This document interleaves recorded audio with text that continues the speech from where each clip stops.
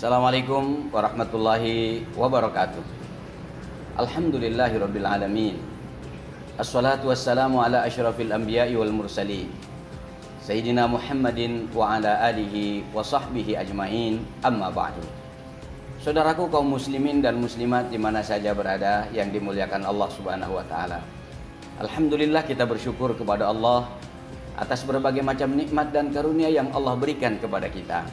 Mudah-mudahan Allah terus menambah nikmatnya, minimal menambah keberkahan atas seluruh nikmat yang dianugerahkan kepada kita.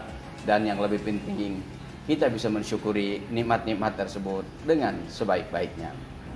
Saudaraku, di antara hikmah puasa adalah melatih kita untuk bisa menahan diri.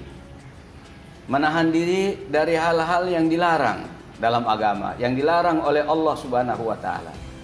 Di antara yang dilarang oleh Allah Subhanahu wa taala adalah berghibah. Apa itu ghibah? Ghibah itu menceritakan keburukan saudara kita pada orang lain. Padahal memang yang kita ceritakan itu betul adanya. Kalau yang kita ceritakan itu tidak betul keburukannya, itu namanya bukan ghibah tetapi buhtan. Kita berbuat dusta, lebih berat lagi dosanya. Tapi yang namanya ghibah itu adalah kita menceritakan keburukan saudara kita kepada orang lain. Allah mengumpamakan perbuatan ini dalam Al-Quran adalah seperti memakan daging saudara kita, memakan bangkai saudara kita. Ayuhibbu ahadukum ayyakula lahma akhihi maitan fakarihtumu wala yaghtab ba'dukum ba'da. Janganlah di antara kalian saling berghibah. Ayuhibbu ahadukum, apakah kalian suka ayyakula lahma akhihi maitan, memakan daging saudara kalian dalam keadaan mati, bangkai maksudnya. Fakarihtumu, mesti kalian tidak suka.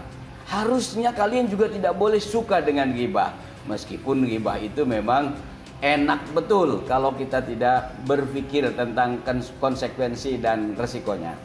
Saudaraku, orang yang berbuat ghibah, ketahuilah seluruh kebaikan-kebaikan yang berbuat ghibah itu ditransfer kepada orang-orang yang digibahi, yang diomongin, yang dijelek-jelekin.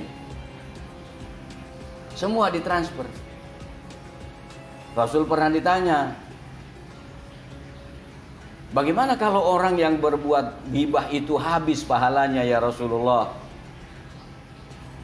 Rasul menjawab, orang yang diomongin itu keburukannya dipindahin kepada orang yang ngomonginnya. Makanya kalau kita diomongin, dighibah, itu nggak usah panik, nggak usah marah.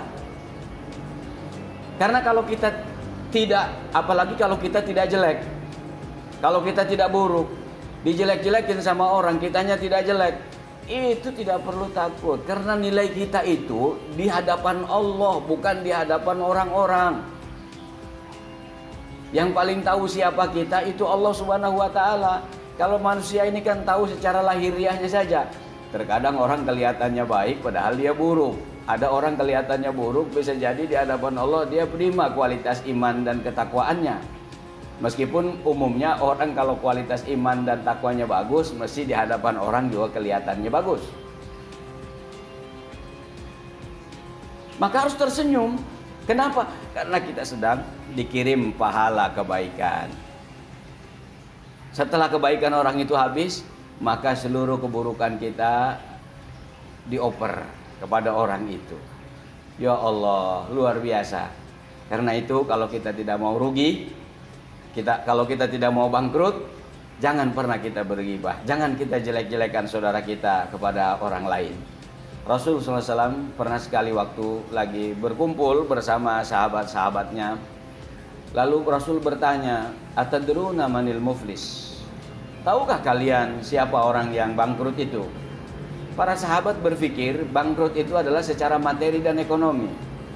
Di antara mereka ada yang menjawab, al-muflisu fina man laisa lahu mata wala dirham. Orang yang bangkrut itu adalah orang yang berjualan, dagangannya habis, duitnya nggak ada. Kata Rasulullah, bukan itu yang saya maksud. Al-muflisu fina, orang yang bangkrut di antara kita, Orang yang menghadap Allah Subhanahu wa taala bisolatihi, dengan solatnya yang bagus, wasiyamihi, puasanya bagus, ibadah-ibadah yang lainnya bagus, semuanya bagus. Tapi sayang, yastumu hada wa yastumu dzaka. Orang itu kerjaannya memaki si ini, memaki si itu, menggunjing si ini, mengunjing si itu. Maka seluruh kebaikannya akan dioper sama orang yang dimaki dan digunjing itu. Itulah orang yang bangkrut sesungguhnya. Semoga Allah lindungi kita dari perbuatan-perbuatan tercela sehingga kita tidak rugi dan tidak bangkrut di akhirat kelak. Terima kasih. Assalamualaikum warahmatullahi wabarakatuh.